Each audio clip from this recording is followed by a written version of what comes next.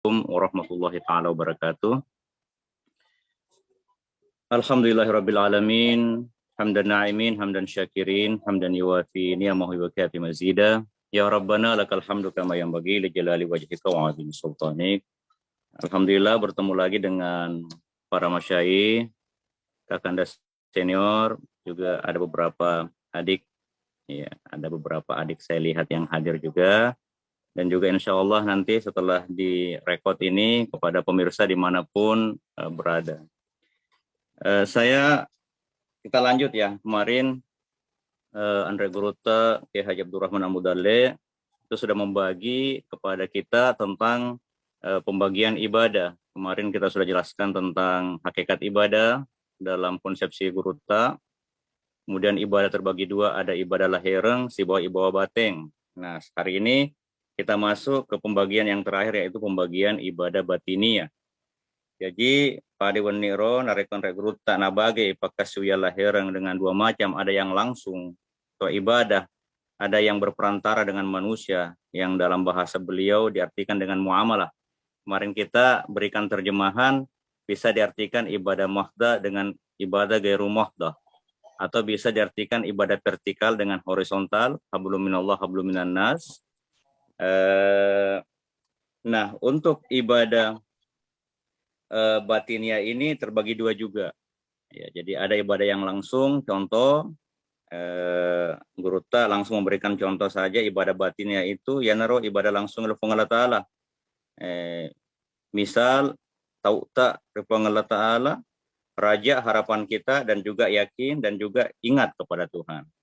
Beliau menyebutkan ayat salah satunya anama akahai suma zakartani, bukan ayat ya, hadis qudsi.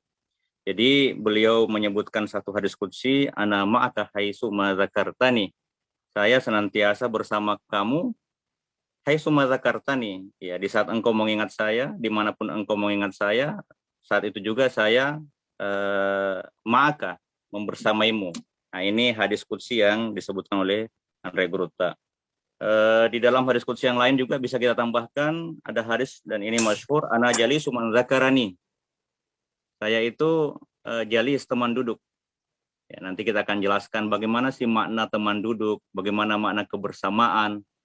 Iya, karena kita tidak boleh keluar dari aturan di dalam agama kita, bahwa jika berkaitan dengan zat Tuhan, sifat Tuhan, af'al atau perbuatan Tuhan, kita tidak boleh lepas dari sistem yang namanya tanzih dan tasbih. Jadi kita nunazzihullaha fi makanit tasbih wa nusyabbihuhu fi makanit tanzih. Nah, ini aturan agama yang benar. Jadi kita mentanzih, jadi mensucikan Tuhan, tidak boleh menyerupakannya fi makanit tasbih, pada tempat di mana Tuhan itu sifat-sifatnya ada yang menyerupai hamba.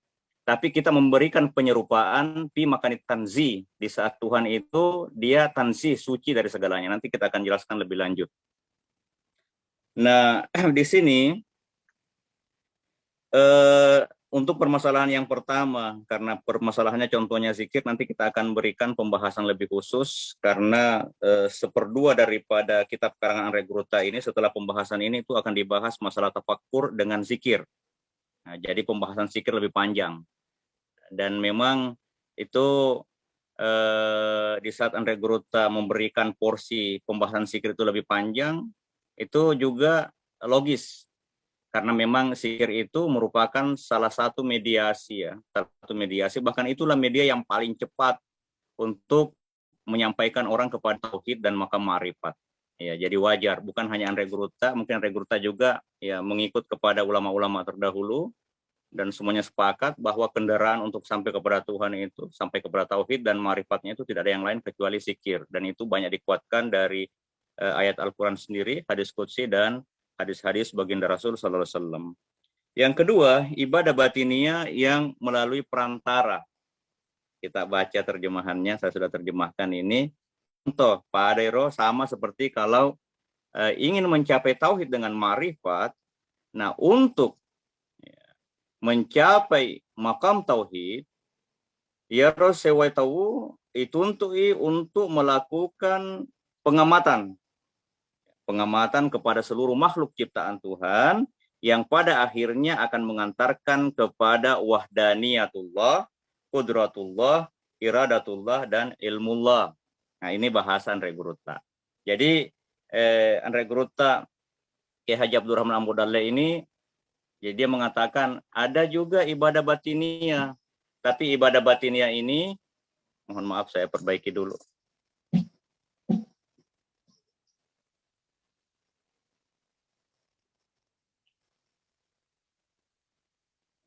Ya, ibadah batiniah ini dia tidak akan bisa langsung ditemukan oleh seseorang kecuali harus melalui perantaraan. Nah, ibadah batinnya contoh, bertauhidnya seseorang, ma'rifatnya orang itu tidak akan tercapai kecuali orang harus melakukan dulu, harus menggapai dulu perantara. Nah, perantara ini adalah pengamatan. Makanya dalam Al-Quran banyak perintah untuk panzuru madza fis samawati wal ardi. Coba kamu lihat pengamatan madza fis samawati wal ardi, apa dibalik daripada langit dengan bumi. Ada juga ayat wa fil ardi ayatun lil muqinin wa fi anfusikum afala tubsirun.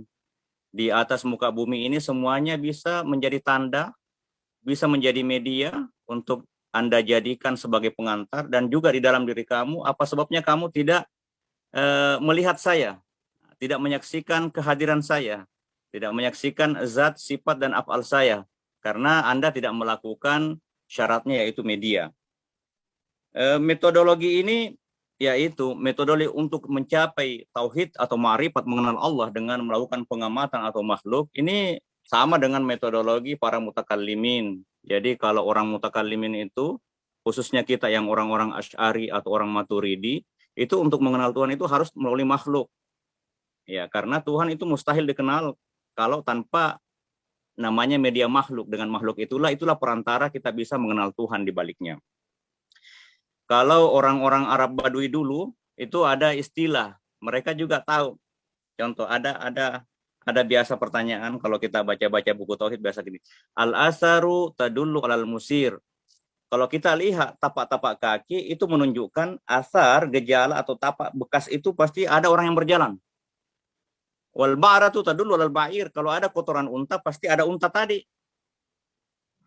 Nah, begitu juga pasamaun zatu abrajin wa ardun zatu fijajin wa biharun zatu amwajin ala tadullu ala wujudi as-sami' al-basir.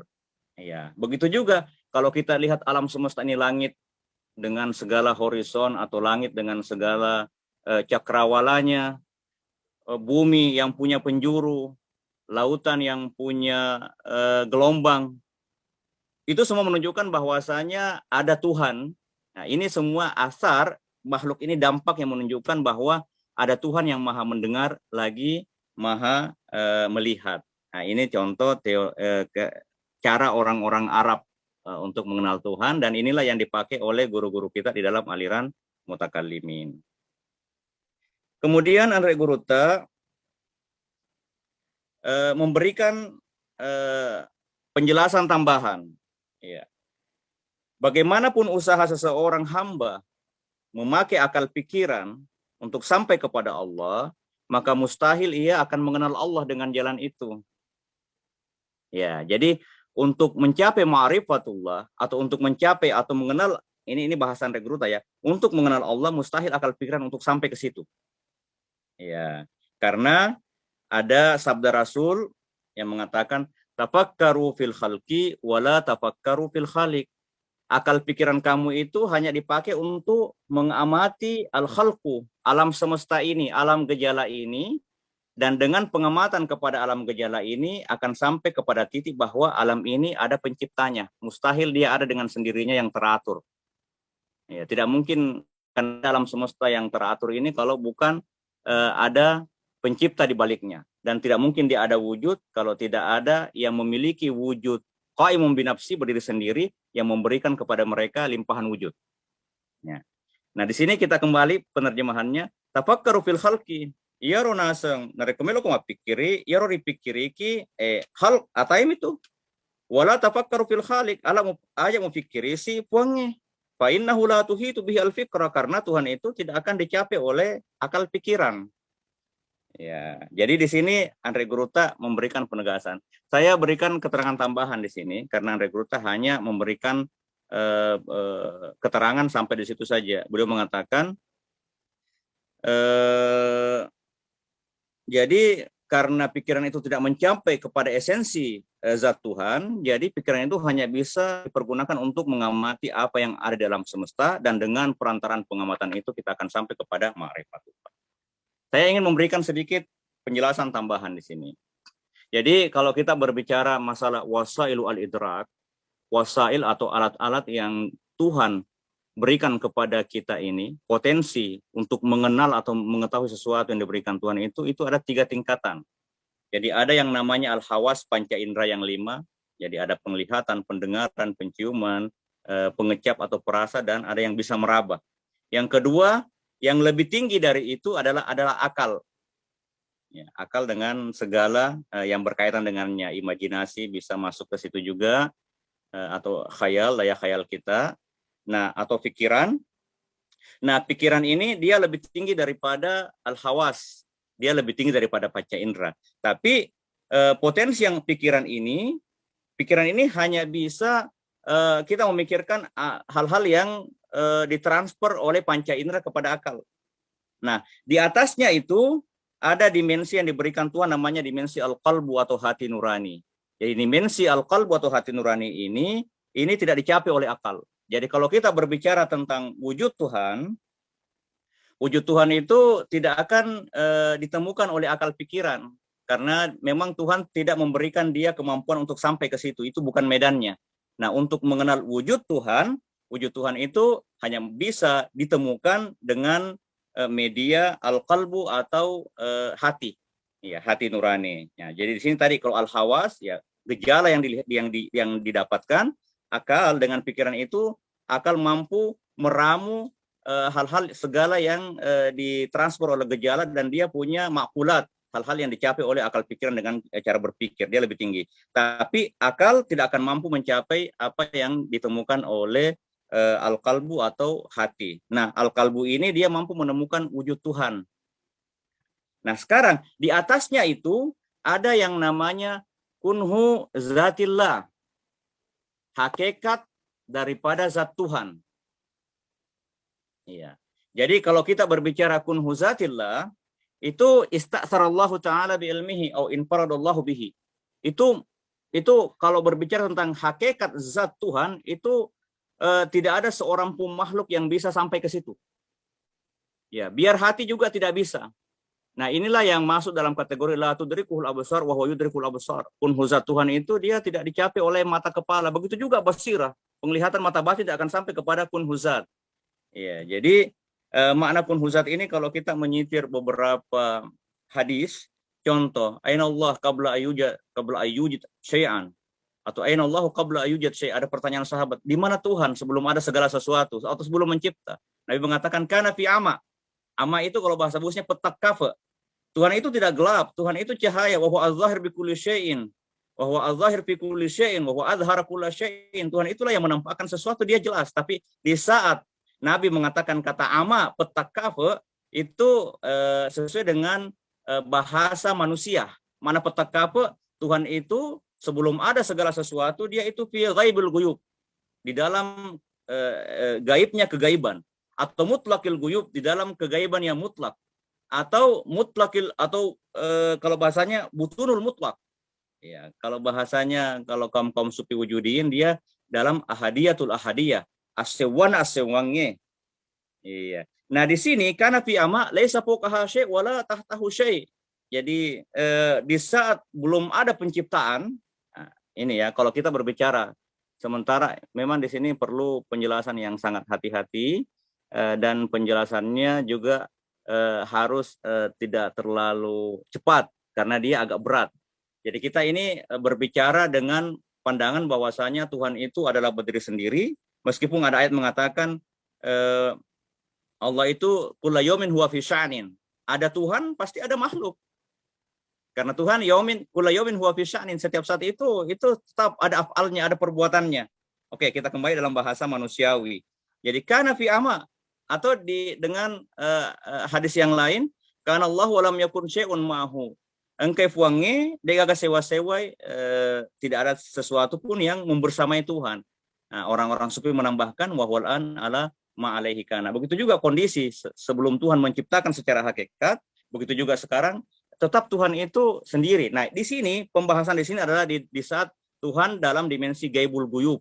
Jadi di gaibul guyub ini istasarallahu taala biilmihi, Tuhan itu sendiri, tidak ada sesuatu pun yang bisa mengenal hakikatnya dan hanya dia sendiri. Kenapa demikian? Karena sifat ahadiyatul ahadiyah ini, ya, as-sewana ini itu masuk dalam kategori sifat as-sulub. Jadi sifat negasi. Maknanya di saat Tuhan dalam gaibul gaibiyah atau gaibul guyub, atau biasa orang guru-guru sufi mengatakan la ta'ayyun, mohon maaf ini agak berat mungkin pembahasannya, tapi mungkin dengan mengulangi nanti rekaman ini bisa paham sedikit. Allah ta'ayyun, depa anesang, depa atentuang. Nah, sebelum ada alam semesta, belum ada atentuang, itu masuk dalam kategori min sifati as-sulub. Jadi sifat-sifat yang menafikan. Apa yang dinafikan? Salbu wujudi al-khalqi, menafikan wujud segala sesuatu. Ya, ini pengantarnya. Kalau mau lebih paham lagi tentang permasalahan ini, bisa kontak langsung, berguru langsung kepada guru-guru sufi yang memahami tentang hal ini dan menemukan tentang hakikat permasalahan ini dengan zauq dan kasyf, ya, bukan hanya dengan sekedar membaca buku saja, tapi dengan pengalaman spiritual. Nah, saya tutup tentang pembahasan yang hadis baginda Rasul, tafakkaru fil khalqi. Mana tafakkaru fil khalqi di sini, alam pikiran ini dia hanya semata-mata untuk mengamati alam semesta saja. Nah, adapun permasalahan wujud Tuhan, dia bisa ditemukan dengan dimensi hati, tapi kun hizat untuk menjelaskan bagaimana sih karakteristik zat Tuhan itu istasarallahu taala bilmihi, itu Tuhan sendiri dalam hal itu, karena berbicara tentang hakikat Tuhan itu tidak ada makhluk yang membersamainya. Nah, jadi dia istasarallahu bilmihi. Ya, karena kalau kita berbicara Tuhan dalam dimensi gaibul guyub, gaibnya kegaiban itu di situ Tuhan sendiri, tidak ada makhluk di situ. Nah, begitu juga sekarang Tuhan sekarang ini ada tajalliyatnya. Engka annesangenna, kita ini bagian daripada tajalliyat Tuhan. Langit, bumi, alam semesta bagian daripada tajalliyat. Tajalliyat annesangenna, asabah engka alaika engka pun Allah Ta'ala. Dan ini hasil daripada hadratus sifat dan hadrat asma Tuhan. Jadi sifat dan asma-asma Tuhan itulah yang melahirkan alam semesta. Kata Rabbul Alamin, Tuhan semesta, Rabbul itu sifat. Dia tidak menunjukkan kepada hakikat zat, tapi sifat Rabbul itu memelihara, berarti dia ada aspek fungsi di situ. Nah, tapi kalau kita berbicara mengenai aspek hakikat zat, itu tidak ada yang mengetahuinya. Ada istilah, dan ini telah dijelaskan oleh guru kita Abu Barakat Ad-Dardir, ya, jadi dia seorang ulama besar Al-Azhar, guru daripada Muhammad bin Ahmad As-Sawi, ya, di penulis tafsir As-Sawi, itu terkenal ya, tafsir As-Sawi, hasyiah daripada Jalalain. Beliau dimakamkan, kalau Abu Barakat Ad-Dardir ini dimakamkan di Mesir, di dekat Masjid Al-Azhar, ya, guru besar Al-Azhar, dan juga adalah salah seorang Syekh Mursyid Tarekat Khalwatiyah di zamannya. Jadi beliau memberikan penjelasan, man sa'ala anit tauhid fahuwa jahil. Kalau ada orang bertanya tentang tauhid, itu orang bodoh. Wa man ajaba anhu fahuwa mulhid. Kalau ada yang menjawab, itu orang menyimpang. Wa man arafahu, kalau ada orang mengaku mengetahui tauhid, berarti itu musyrik. Tomapak dua. Kita kalau di sini, kalau kita langsung membaca secara tekstual, kita akan salah paham dengan perkataan ini. Ditutup, wa man lam ya'rifhu, tapi kalau ada orang yang tidak mengetahui ketiga hal tadi ini, itu berarti kafir. Berarti dia adalah orang yang sudah keluar daripada jalur rel Islam yang benar. Nah, di sini terjemahkan oleh guru kita Imam Ad-Dardir Al-Maliki Al-Khalwati, man sa'ala anit tauhid, tauhid terbagi dua. Ada tauhid hadis, ada tauhid qadim. Tauhid hadis, nah tauhid yang kita paham selama ini. Mana tauhid hadis, yaitu al-jazmu fil qalbi, kita harus tetapkan di dalam jiwa kita, di dalam pikiran kita, bahwasanya Allah itu al-jazmu fil qalbi ala wahdaniyatillah. Kita menetapkan sisi keesaan Tuhan, bahwasanya Allah itu wahidun fi dzatihi, wahidun fi sifatihi, wahidun fi af'alihi. Ya Allah Ta'ala sewa risana, sewa risifana, sewa gauna. Nah, itu al-jasmul qalbi, ini tauhid hadis, tauhid baru, karena dia masuk di dalam hadratul asma dan hadratul sifat, dan ini wajib. Jadi kalau kita berbicara tauhid hadis, semuanya wajib, dan itu mengantarkan orang kepada orang yang muqarrabin. Tapi ada yang namanya tauhid qadim, as-sewana Allah Ta'ala, tapi kadeng, agak sekadeng, sisi wujud, eksistensi dan esensi satu Tuhan yang qadim, yang di luar daripada kaitannya dengan aspek makhluk ini. Nah, di makna tauhid qadim di sini adalah usaha untuk wasfu hakikati dzatihi ta'ala, untuk menjelaskan hakikat satu Tuhan. Itu tidak ada yang mampu menggambarkan itu, karena itu Tuhan istasarallahu ta'ala bi ilmihi. Nah, inilah yang dimaksud. Kalau ada orang yang tanya tentang tauhid qadim, itu orang bodoh. Karena kenapa? Yang namanya tauhid qadim, Tuhan itu kan Allahu, engke fong Allah ta'ala, sewa fong Allah ta'ala, walam yakun syai', dia sewa-sewa. Secara hakikat Tuhan ada sendirinya. Dulu ada, kalau bahasa manusia, karena Tuhan tidak ada dulunya, tidak ada sekarangnya, tidak ada akan datangnya Tuhan. Iya. Dulu dalam pandangan manusia, dalam dimensi manusiawi, dulu Tuhan itu kan Allahu, engkai realena, ini tauhid hakiki. Wahwalan, begitu juga sampai sekarang, kalau berbicara tauhid qadim, begitu juga Tuhan tetap dia istasarallahu au infarallahu bi ilmihi sendiri, karena berbicara tauhid qadim ini itu sifat salbiyah, menegasikan, yang ini menegasikan wujud makhluk. Berarti tidak ada makhluk yang mengetahuinya. Jadi kalau ada orang yang menjawab, itu orang menyimpang. Kenapa kau menjawab hal-hal yang kau tidak akan tahu? Beda dengan tauhid hadis, tauhid baru yang kita pelajari dalam Aqidatul Awam, dalam buku-buku tauhid yang kalau yang tingkat tinggi, yang Asy'ari yang kita pelajari di Al-Azhar seperti Abqarul Afkar, contoh lagi Syarhul Maqasid, Syarhul Mawaqib, dan yang lain-lain. Ini tauhid yang betul-betul dia sudah kitab umdah di dalam permasalahan tauhid dalam kacamata mutakallimin Asy'ariyah dan Maturidiyah.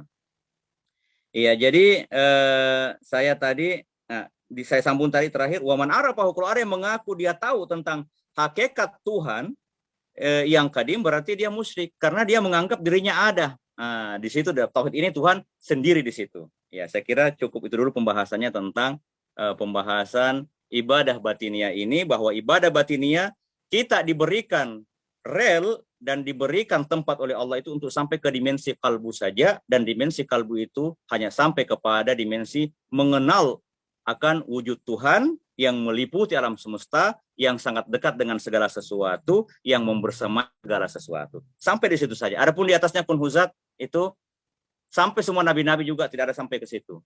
Ya, bahkan baginda Rasul juga tidak sampai ke makam itu. Itu di ijma seluruh ulama. Oke. Para masyayikh, kakanda senior-senior dan adik-adik sekalian, dan para hadirin dimanapun berada. Nah, sekarang kita akan masuk ke masalah zikir. Ya, jadi Andre Guruta ini seperdua bukunya ini memang dia tadi sebagaimana saya jelaskan memberikan porsi banyak tentang zikir dan pikir. Ya, zikir si bawah pikir dan zikir lebih besar. Kenapa diberikan? Karena memang ya zikir merupakan salah satu, bahkan dialah satu-satunya media yang paling afdal untuk menyampaikan orang ke hadratullah atau sampai kepada tauhidullah dan ma'rifatullah. Sebelumnya Andre Guruta di halaman 20 beliau memberikan penjelasan bahwasanya malaisa tu ya asasikiri sebab pikiri. Ya tentu beda, karena pikiri akal. Kita ingin mengenal sesuatu harus pakai akal.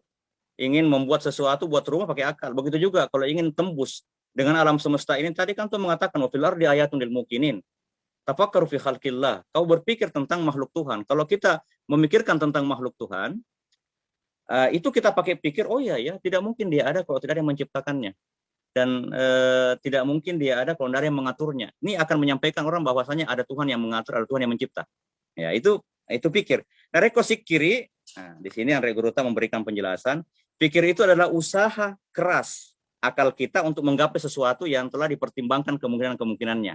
Nah, berarti akal. Posisi kiri yaitu keterhubungan hati menghadap ke hadratullah. Ini terjemahan Guruta. Jadi memang dijelaskan pikir akal, zikir hati.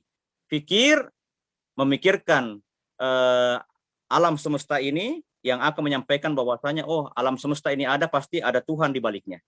Zikir menghubungkan hati dengan sesuatu yang ada dengan sebenar-benarnya, dan yang hidup dengan sebenar-benarnya, dan yang berbuat dengan sebenar-benarnya. Nah, itu menghubungkan hati. Jadi ada aspek al-wa'yawiyah, kesadaran hati untuk merasakan atau menemukan bahwasanya ada wujud Tuhan ya, di alam raya ini yang tidak pernah lepas dengan alam semesta dan juga dengan diri kita.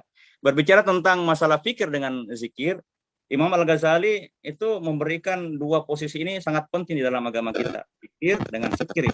Nasabah fikiri ya fikiri menyampaikan kepada ma'rifat. Mana ma'rifat? Kenal. Alam ini berdiri di atas, dalam artian alam ini hadis baru dan dia tidak mungkin ada kalau dia tidak bersumber dari yang kadim. Nah, berarti yang ada sebenarnya hanya yang kadim. Nah, itu fikir. Itu ma'rifat sebenarnya. Ma'rifat meskipun dia masih kelas rendah karena masih pakai akal, belum pengalaman batinia. Kalau sudah pengalaman spiritual, itu ma'rifatnya sudah tingkatan khawas. Nah, dan ini tidak akan kita temukan kecuali kita berada di bawah bimbingan seorang syekh mursyid yang memang sudah duduk di makam ma'rifat spiritual itu. Kemudian zikir ini menyampaikan kepada al-unsu billah. Ya, al-unsu billah itu merasa hati senang, rindu dendam, dan merasa tidak nyaman kalau ada jarak yang memisahkan kita dengan Tuhan. Ya, harus zikir. Nah, dan inilah kategori ulul albab. Jadi kalau ulul albab, lubun, intisari. Kita kelapa ada kisrun itu kulit luar. Ada kisrun dakhili batoknya. Di dalamnya ada lise, agak lise, lubun. Makanya ulul albab, orang yang mempunyai lubun. Di dalam diri kita ada lubun, agak selubung, hati, akaleng, nawa-nawa itu lubun semua. Makanya dikatakan ulul albab, orang yang mempunyai banyak lubun. Karena lubun juga berbeda-beda. Ada hati, ada nafsu. Nah, itu kan kalau dalam bahasanya Imam Al-Ghazali, ada ruh, nyawa, ada sir, ada khafi, ada akhfa. Jadi lubun itu banyak. Nah, di sini kalau kita berbicara tentang pentingnya aktivitas berpikir dan berzikir, itu disebutkan di dalam surah Ali Imran. Inna fi khalqis samawati wal ardi wa ikhtilafil laili wan nahar la ayatin liulil albab. Mengamati penciptaan langit dengan bumi, atau di dalam penciptaan langit dengan bumi dan pergantian siang dan malam itu merupakan semuanya tanda-tanda yang diperuntukkan Allah untuk orang-orang yang punya al-albab, punya dimensi batinia. Berarti diperuntukkan manusia, karena hanya manusia yang punya albab. Engka nyawata, engka atita, engka rohta, engka akalata. Jadi, nah, di sini jelaskan, mana itu ulul albab? Alladzina yadhkurunallaha. Nah, orang yang senantiasa menghubungkan batinnya dengan Tuhan, masikir. Qiyaman wa qu'udan wala junubihim, di waktu berdiri, waktu duduk, waktu lewukna, wa yatafakkarun, ditambah yang kedua, memakai aktivitas pikirina fi khalqis samawati wal ard. Nah, untuk mengamati segala kejadian atau gejala di alam semesta ini, sampai kepada makam Rabbana ma khalaqta hadza batila. Kalau terjemahan Departemen Agama, Tuhan, kamu tidak menciptakan sesuatu ini batil, sia-sia. Tapi kalau pandangan orang sufi, yang orang sufi muhakkikin, Rabbana ma khalaqta hadza batila subhanaka faqina adzabannar. Batila di sini bahwasanya semuanya ini bersumber dari al-haq. Nah, berarti tidak ada yang sia-sia, karena kenapa? Meskipun makhluk, tidak ada makhluk kalau tidak ada al-haq yang memegangnya. Nah, jadi sampai kepada paham itu, Rabbana ma khalaqta hadza bat, akhirnya subhanaka ma pacikofuang faqina adzabannar, jauhkan kami dari siksa neraka. Mana siksa neraka? Neraka yang paling besar itu nareko renringang ibatita lauri angeng kangen apa ngalatar, itu neraka yang sebenarnya. Terdindingnya diri ini daripada menyaksikan kehadiran dengan pandangan spiritual, pandangan batin akan keberadaan dan kehadiran Allah atau al-haq yang sebenarnya. Nah, ini tentang pentingnya pikir dengan zikir. Oke, lanjut. Kemudian di halaman 21 nasar masalah mapitue, masalah yang ketujuh, hal-hal yang berkaitan dengan kesempurnaan zikir. Jadi hal-hal yang berkaitan dengan kesempurnaan zikir ini Guru membagi 11. Pertama, arti zikir, kedua, sumber zikir, ketiga, kedudukan ingatan yang bersumber dari Allah, 4, nilai zikir, 5, zikir hamba kepada Tuhannya, ke-6, tempat berzikir, dan seterusnya. Nanti kita akan jelaskan satu persatu sampai ke 11 permasalahan. Kita langsung masuk yang pertama. Aga ya sama zikiri, aga betuangan zikiri. Are guru langsung menerjemahkan ya zikiri kesenangan hati, al-unsu billah. Jadi ya sama zikiri papojinna atita untuk tuli maringerang dari Allah Ta'ala. Baik dalam aspek mengingat zatnya, kehadiran zatnya, sifat-sifatnya atau perbuatannya. Nah, kita berikan wakfah atau titik tekanan sedikit di dalam permasalahan ini. Jadi Andre Gruta waktu mengatakan memberikan definisi zikir, ini kalau belajar ilmu mantik dia tarifu birasmi, memberikan definisi tapi dengan gejala. Nah, jadi karena dia aspek luarnya, karena bukan hakikat zikir sebenarnya. Jadi hakikat zikir kan identitas zikir itu adalah aktivitas di mana kita umpamanya mulut dan hati itu menyebut Allah. Itulah aktivitas. Itu namanya at-tarifu bil haddi. Dia zatinya, bagian dalamnya, intrinsiknya. Tapi ini dia di bagian luarnya. Ya, tapi bagus karena kenapa? Tujuan daripada aktivitas menyebut Tuhan dengan Allah dan hadir hati di saat kita menyebut Allah atau kalimat la ilaha illallah atau zikir-zikir yang lainnya, tujuannya adalah untuk menyampaikan kepada al-unsu billahi. Berarti Andre Gurta langsung mengantarkan kepada apa sih tujuan daripada masikri? Ya, untuk sampai kepada al-unsu billah. Sampai kepada menyamang atita, ia pemenyamun nareko meringerak rifuata. Nareko kita berjauh atau terdinding daripada menyaksikan alam Tuhan di dalam kehidupan ini, berarti kita itu berarti jauh daripada yang namanya zikir. Ya. Nah, ini tadi tentang hakikat zikir dalam pandangan Regrota. Kemudian yang kedua, sumber zikir. Ya, ini di halaman 23. Bukan ya. Kita masuk ke halaman 23 ya. Jadi Andre Gurta mengatakan sumber zikir itu dari Tuhan juga.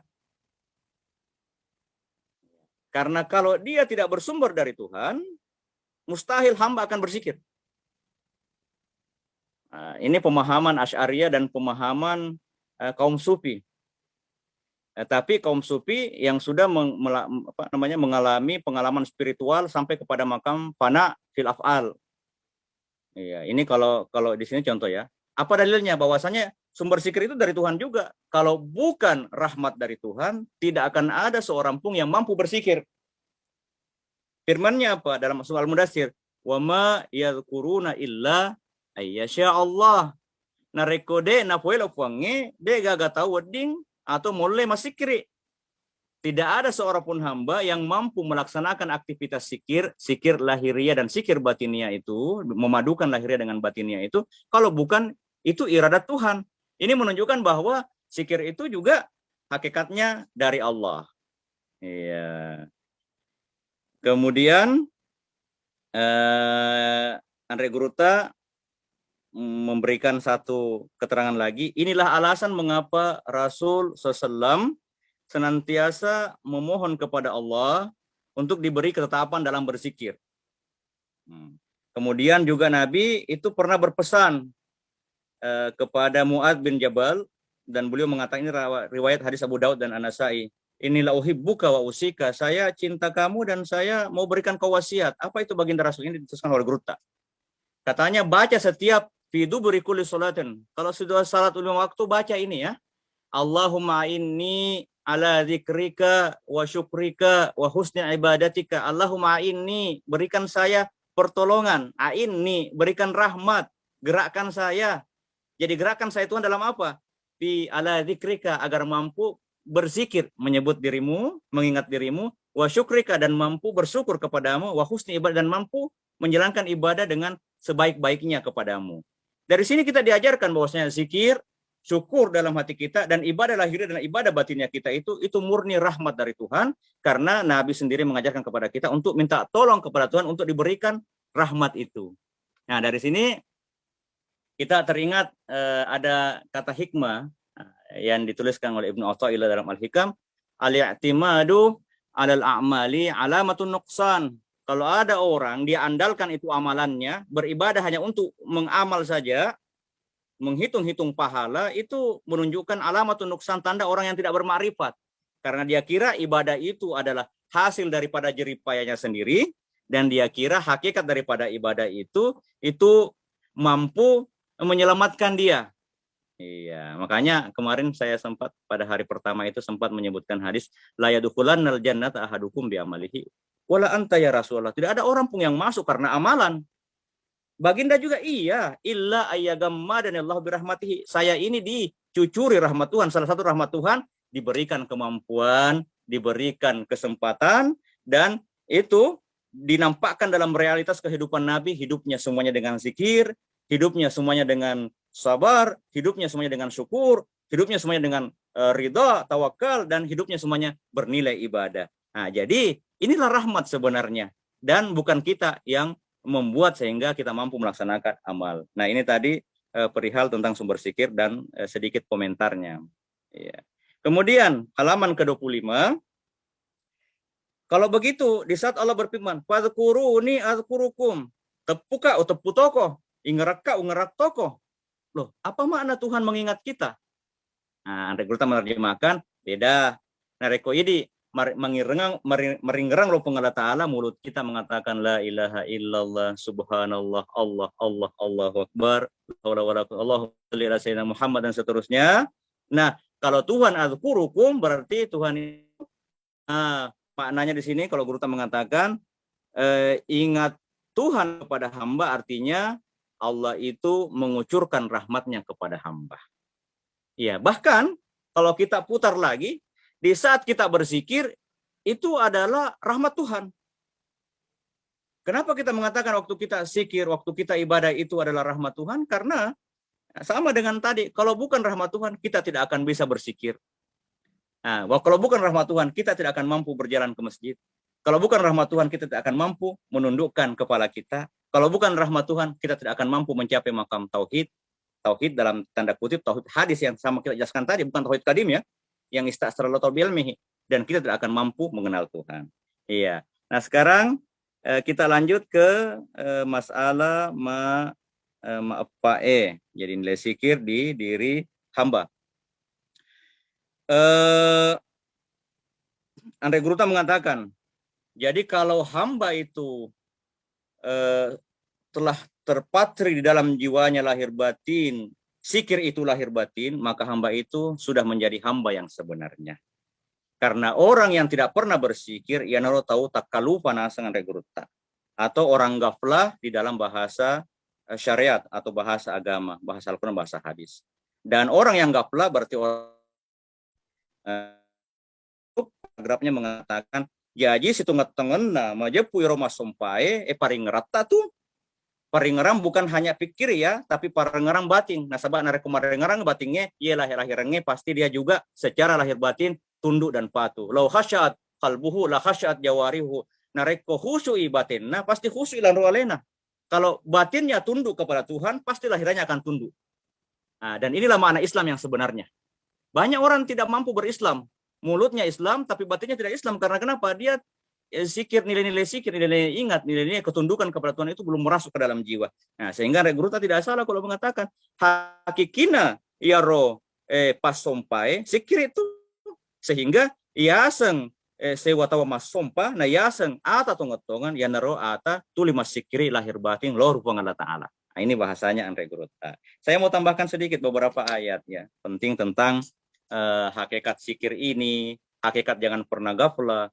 Ada hadis Nabi mengatakan masarul ladzina yadhkurunallaha wal ladzina la yadhkurunallaha kamasali al-hayy wal mayyit. Ini hadis muttafaqun alaih. Orang yang senantiasa berzikir lahir batin, kalau belum mampu batin cukup mulut dulu. Lama-lama kalau mulut terbiasa dia akan merasuk ke batin. Ya. Jadi iro padana tawe tulu masikre si batu dia masikre sama dengan orang hidup dengan orang mati. Jadi orang yang tidak berzikir itu gaflah orang mati. Nah, ada juga hadis kalau dalam riwayat Muslim sendiri, masalu al-bait alladzi yuzkar Allahu fihi. Kalau ada rumah yang perumpamaan rumah yang sering disebut nama Tuhan di dalamnya, atau di dalamnya ada orang yang lahir batinnya memang dia sudah musyahadah sebagai hasil dari zikir, sudah menyaksikan kehadiran Tuhan dimanapun dia duduk dan dimanapun dia berada. Dan wal bait alladzi la yuzkar Allahu fihi, dan rumah yang tidak pernah disebut-sebut nama Tuhan di dalamnya, dek nangka mengaji, dek nangka masalawa, dan dek muka meringerang, itu masalu al-hayy wal mayit. Al-hayy bukan hidup lagi ya, tapi al-hayy. Contoh kalau yang pernah di Mesir ada Hayil Ashir, kampung. Nah, kampung ada orang hidup yang bergerak. Wal mayyit, nah, itu sama dengan negerinya orang mati. Jasa dianya tidak pernah bergerak. Nah, begitu perumpamaan orang berzikir dengan yang tidak berzikir. Menutup tadi, di saat Andre Guruta mengatakan bahwasanya intisari daripada ibadah itu adalah paringerang, itu juga dikuatkan dengan banyak ayat Al-Quran. Contoh, kalau kita baca beberapa perintah-perintah syariat, semuanya itu ditutup dengan perintah zikir. Contoh, Fa iza qadaytumus salata fadhkurullaha qiyaman wa qu'udan ala junubikum. Mereka pura mutotonga sampajamu sikri ko rito tomu rito damu rilewumu. Contoh lagi kalau masalah puasa. Walitukmilul iddata walitukabbirullaha ala mahadakum. Sempurnakan itu hitungan hari Ramadan 29 atau 30 dan setelah itu tukabbirullaha. Allahu Akbar. Puang Allah Ta'ala puang maha besar.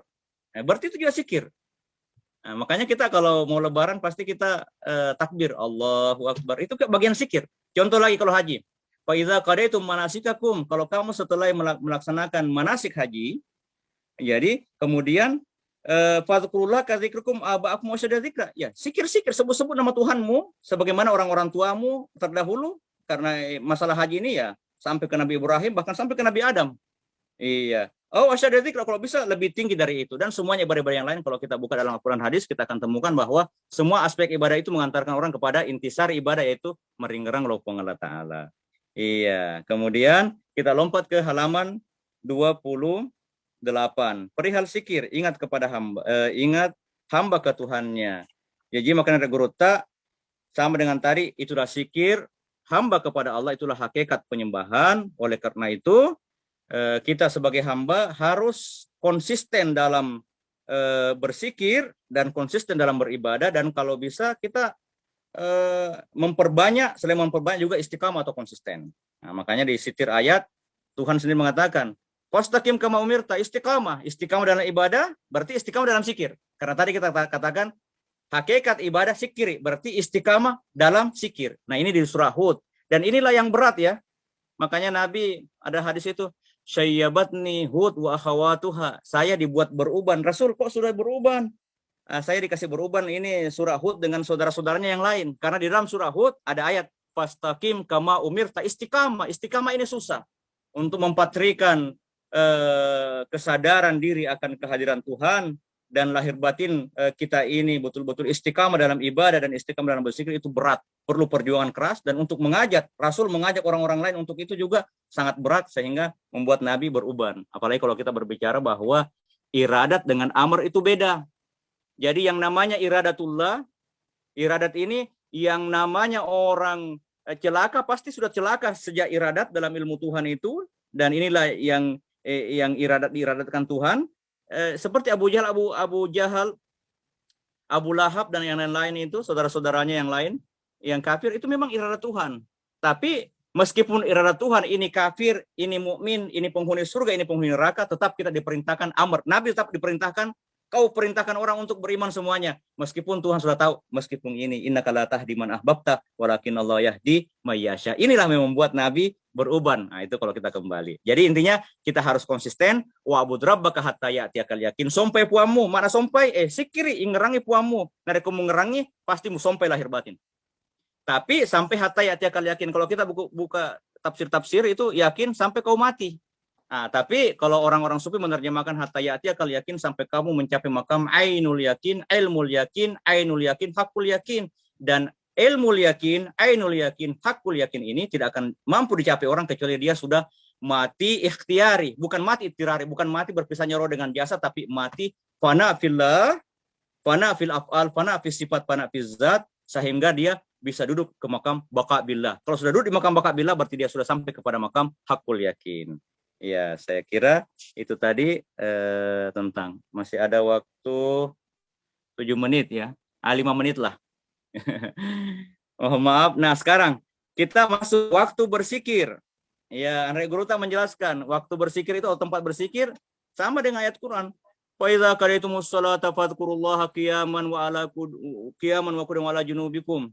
Dari kupura kunasa mutatonga sampajange zikir ko ritotomu ritudamu rilewumu. Maknanya seluruh waktu dan seluruh tempat di seluruh aktivitas manusia harus bernuansa zikir. Jadi zikir itu bisa kita ayakun lisana karatban, bisa kita sebut Allah, Allah, Allah, Allah. Tapi bisa juga hadir bahwasanya di alam raya ini tidak mungkin ada kalau bukan ada alam semesta, yumus samawat. Itu juga zikir yang paling tidak, itulah zikir musyahadah. Nah, jadi ada zikir yang tidak disebutkan lidah. Nah, tapi zikir musyahadah ini merasakan atau menemukan kehadiran Tuhan di alam semesta. Saya bisa berbicara karena Tuhan yang membuat saya berbicara. Saya bisa mendengar karena Tuhan yang membuat saya mendengar. Saya bisa paham karena Tuhan yang membuat saya paham. Nah, Pemahaman itu tidak akan mampu tembus ke dalam batin kita kalau kita tidak membiasakan hari-hari kita dengan banyak zikir lisan, Allah, Allah, Allah, Allah, dan seterusnya. Terus kita lompat. Masih di halaman 32. Ya, perihal ke-7. Jalan yang ditempuh dalam bersikir. Jadi cara bersikir itu Anda mengatakan ya, sikir itu ya dengan nama-nama Tuhan yang bagus, kalimat thayyibah. Nah, contoh subhanallah, alhamdulillah, la ilaha illallah, akbar, salawat, dan la haula wala quwwata illa billah yang lain, Allahu akbar. Tapi tetap guru kita juga sama dengan ulama-ulama sufi yang lain, dan ini juga dikuatkan oleh hadis baginda Rasul bahwasanya afdalul zikri la ilaha illallah. Sebaik-baik zikir itu la ilaha illallah. Kenapa dia paling bagus? Karena dialah yang jalan yang potong kompas untuk sampai dengan Tuhan. Ya, makanya baginda Ali, dan inilah yang menjadi dasar orang-orang tarekat itu mentalkinkan zikir. Ya. Jadi ada namanya talkin zikir. Zikir itu kita terima langsung ditalkin guru, ditanamkan, dimasukkan lewat telinga kita dan ditanamkan di hati nurani kita. Nah, talkin zikir ini hadisnya, dan itu ada dasarnya, dan saya sudah teliti juga, ada di tesis waktu saya masih S2 di Azhar, bahwa Imam Ali pernah bertanya kepada baginda Rasul, ya Rasulullah, maaf dulu turuk ilallah, sebaik-baik jalan sampai kepada Tuhan. Wa afdaluha indallah, paling mulia di sisi Tuhan, wa akrabuha indallah, paling dekat, wa ashaluha, dan paling mudah bagi kita. Nah, Nabi mengatakan, ya Ali alaika bimuda wa mitiziki, panenung sikri. Ali mengatakan, kullu nas dzakirunallah, semua orang itu bersikir, saya mikir khusus.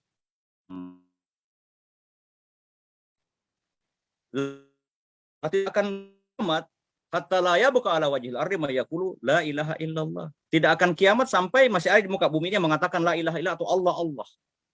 Wa abdalu ma ana qultu wan nabiyuna min qabli, seabdal-abdal yang pernah saya ucapkan, yang sering saya ucapkan dan juga diucapkan semua nabi-nabi dari Nabi Adam sebelum saya itu la ilaha illallah.